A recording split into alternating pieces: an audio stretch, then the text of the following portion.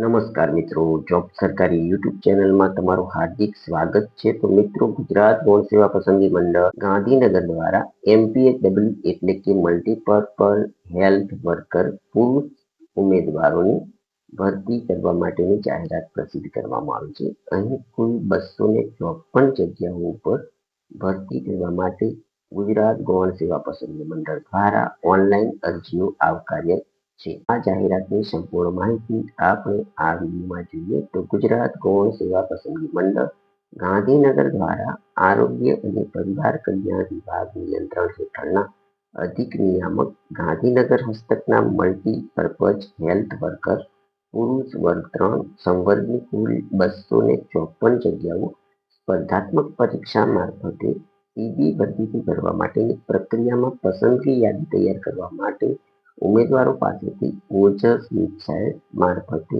Online અરજીઓ મંગાવવામાં આવે છે. આ માટે ઉમેદવારોએ ojas.gujarat.gov વેબસાઇટ પર તારીખ 7/3/2026 થી તારીખ 21/3/2026 દરમિયાન ઓનલાઈન અરજી કરવાની રહેશે. ભરતી પ્રક્રિયા સંબંધીની તમામ સૂચનાઓ મંડળની વેબસાઇટ ojas.gujarat.gov.in પર મૂકવામાં આવશે. તેથી સમયાંતરે મંડળની વેબસાઇટ અચૂક જોતા રહેવું. ઉમેદવારોએ ઓનલાઈન અરજી કરતા સમયે પોતાના અસલ પ્રમાણપત્રો પોતાની પાસે રાખવા જરૂરી છે, જેથી અરજી પત્રકમાં સાચી માહિતી ભરી શકાય. નોકરીની જાહેરાત માટે અમારી વેબસાઇટ www.jobsarkari.in ની અચૂક મુલાકાત લો. તો આપણે મલ્ટીપર્પઝ હેલ્થ વર્કર પુરુષ ઉમેદવારોની જગ્યાઓની માહિતી મેળવીએ તો કુલ 254 જગ્યાઓ ઉપર ભરતી થવાની છે. બિન અનામત ઉમેદવારો માટેની જગ્યાની વાત કરીશું 106 ઉમેદવાર છે. આર્થિક રીતે નબળા ઉમેદવારોની જગ્યાઓ 25 છે. SC/BC ઉમેદવારો માટેની જગ્યાઓ 68 છે. અનુજાતિ માટેની જગ્યાઓ 17 છે અને અનુસૂચિત જનજાતિ માટેની 38 જગ્યાઓ ઉપર અહીં ભરતી થવાની છે. અહીં મિત્રો માત્ર ને માત્ર પુરુષ ઉમેદવારોની ભરતી થવાની હોય, જેથી મહિલા ઉમેદવારો માટે કોઈ પણ જગ્યાઓ ઉપલબ્ધ છે નહીં. આ જગ્યા ઉપર અરજી કરવા માટેની શૈક્ષણિક લાયકાતની માહિતી આપણે અહીં મેળવીએ તો સરકાર માન્ય સંસ્થામાંથી મલ્ટીપર્પઝ હેલ્થ વર્કર 1 વર્ષનો કોર્સ પાસ અથવા 1 વર્ષનો સેનેટરી ઇન્સ્પેક્ટરનો કોર્સ પાસ કરેલા ઉમેદવારો આ જગ્યા ઉપર અરજી કરી શકે છે. અહીં ગુજરાત સિવિલ સર્વિસ વર્ગીકરણ નિયમ 1967માં નિર્ધારિત કમ્પ્યુટર એપ્લિકેશનનું મૂળભૂત જ્ઞાન ઉમેદવાર ધરાવતા હોવા જોઈએ. ગુજરાતી અથવા હિન્દી અથવા બંને ભાષાનું પૂરતું જ્ઞાન પણ ઉમેદવાર ધરાવતા હોવા જોઈએ. નાગરિકતાની વાત કરીએ તો ઉમેદવાર ભારતનો નાગરિક હોવો જોઈએ અથવા ગુજરાત મુલ્કી સેવા વર્ગીકરણ અને ભરતી નિયમ 1967ના નિયમ 7ની જોગવાઈ મુજબની રાષ્ટ્રીયતા ધરાવતા હોવા જોઈએ. આ જગ્યા પર અરજી કરવા માટેની વય મર્યાદાની મિત્રો વાત કરીએ તો અરજી કરવાની છેલ્લી તારીખે ઉમેદવારની ઉંમર 18 વર્ષથી ઓછી નહીં અને 33 વર્ષથી વધુ ન હોવી જોઈએ. અનામત વર્ગના પુરુષ તથા મહિલા ઉમેદવારો, માજી સૈનિક, દિવ્યાંગ ઉમેદવારોને સરકારના નિયમ મુજબ વય મર્યાદામાં છૂટછાટ મળવાપાત્ર થશે. આ જગ્યા પર પસંદગી પામતા ઉમેદવારોને પગાર કેટલો મળવાપાત્ર થશે તેની માહિતી મેળવીએ તો પ્રથમ 5 વર્ષ માટે પ્રતિ માહ 26,000 રૂપિયા ફિક્સ પગાર મળવાપાત્ર થશે. નિમાયેલા ઉમેદવાર 5 વર્ષના અંતે ઉમેદવારની સેવાઓને સંતોષકારક જણાયથી સંબંધિત કચેરીમાં 7મા પગાર પંચના 19,900 થી 63,200 લેવલ 2ના પગાર ધોરણમાં નિયમિત નિમણૂક મળવાપાત્ર થશે. આ જગ્યા ઉપર પસંદગી કરવા માટેની પરીક્ષા પદ્ધતિ કેવી હશે તેની માહિતી અહીં મેળવીએ તો સીધી ભરતીથી જગ્યાઓ ભરવા માટે ઠરાવેલી પરીક્ષા પદ્ધતિ અનુસાર પરીક્ષા એક તબક્કામાં હેતુલક્ષી એટલે કે MCQ પ્રકારના પ્રશ્નો વાળી CRT પદ્ધતિની સ્પર્ધાત્મક પરીક્ષા લેવામાં આવશે. આ પરીક્ષા પાર્ટ A અને પાર્ટ B એમ 2 ભાગમાં લેવામાં આવશે. અહીં એક નોંધ આપવામાં આવી છે કે અભ્યાસક્રમના વિષયવસ્તુ નિયત કરેલી શૈક્ષણિક લાયકાત મુજબનો રહેશે. પાર્ટ A ની અંદર જે વિષયોમાંથી પ્રશ્નો પૂછાવાના છે તેની માહિતી મેળવીએ તો ક્રમ નંબર 1ની અંદર વિષય છે તાર્કિક કસોટી તથા ડેટા ઇન્ટરપ્રિટેશન. તેના કુલ 30 ગુણના પ્રશ્નો પૂછાવાના છે. ક્રમ નંબર 2ની અંદર મિત્રો વિષય છે ગાણિતિક કસોટીઓ. તેના પણ 30 ગુણના પ્રશ્નો પૂછાશે. ક્રમ નંબર 3ની અંદર વિષય છે ભારતનું બંધારણ, વર્તમાન પ્રવાહો, ગુજરાતી અને અંગ્રેજી કોમ્પ્રિહેન્શન. તેના પણ 30 ગુણના પ્રશ્નો પૂછાશે. આમ પાર્ટ એ ની અંદર કુલ 90 ગુણના પ્રશ્નો પૂછવામાં આવશે.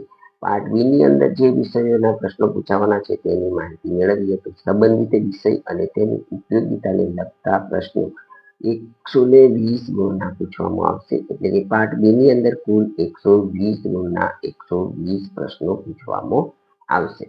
મલ્ટીપર્પઝ હેલ્થ વર્કરમાં અરજી ફી કેટલી ભરવાની રહેશે તેની માહિતી મેળવીએ તો ગુજરાત ગૌણ સેવા પસંદગી મંડળની તમામ પરીક્ષાઓ માટે પરીક્ષાનું ધોરણ આ પ્રમાણે છે. બિન અનામત વર્ગના ઉમેદવારોએ ₹500 પરીક્ષા ફી ભરવાની રહેશે, જ્યારે અનામત વર્ગના ઉમેદવારોને ₹400 પરીક્ષા ફી ભરવાની રહેશે. પરીક્ષામાં ઉપસ્થિત રહેલા ઉમેદવારોની પરીક્ષા ફી પરત કરવામાં આવશે. ઓનલાઈન પરીક્ષા ફી ભરવાની છેલ્લી તારીખ 24/3/2026 રહેશે. ત્યારબાદ મંડળ દ્વારા કોઈ પણ સંજોગોમાં અન્ય કોઈ પણ રીતે લેટ ફી લઈને પણ પરીક્ષા ફી સ્વીકારવામાં આવશે નહીં. આ જગ્યા ઉપર અરજી કેવી રીતના કરવાની છે તેની માહિતી અહીં આપવામાં આવી છે તે આપણે જોઈએ તો આ જાહેરાતમાં અરજી કરવા માંગતા ઉમેદવારોએ ઓનલાઈન અરજી કરવાની રહેશે. આ માટે ઉમેદવારોએ ojas.gujarat.gov.in વેબસાઇટ પર તારીખ 7/3/2026 થી તારીખ 21/3/2026 દરમિયાન ઓનલાઈન અરજી કરવાની રહેશે. અરજીપત્રક ભરવા માટે ઉમેદવારોએ નીચે મુજબના સ્ટેપ અનુસરવાના રહેશે. તો મિત્રો, જો તમે તમારું ફોર્મ પોતાની જાતે ભરવા માંગતા હોય તો અહીં કુલ 10 સ્ટેપ આપવામાં આવ્યા છે, તેને તમારે અનુસરવાના રહેશે. આ સ્ટેપને અનુસરશો તો તમે પોતાનું ફોર્મ તમારી જાતે પણ ભરી શકો છો. તો અહીં 10 સ્ટેપની ડિટેલ માહિતી તમને જોવા મળશે. તેનો અભ્યાસ કરી તમારે પોતાનું ફોર્મ ભરી દેવાનું રહેશે. મલ્ટીપલ હેલ્થ વર્કરની જગ્યાઓ માટેની મહત્વની તારીખોની વાત કરીએ તો ઓનલાઈન અરજી ફોર્મ ભરવાની શરૂઆતની તારીખ છે 7/3/2026. ઓનલાઈન અરજી ફોર્મ ભરવાની છેલ્લી તારીખ છે 21/3/2026. ઓનલાઈન અરજી ફોર્મ ફી ભરવાની તારીખ છે 24/3/2026. સંભવિત ઓનલાઈન પરીક્ષા તારીખ ટૂંક સમયમાં મંડળની વેબસાઇટ ઉપર ઉપલબ્ધ થશે, જે ઉમેદવારોએ જોઈ લેવાની રહેશે.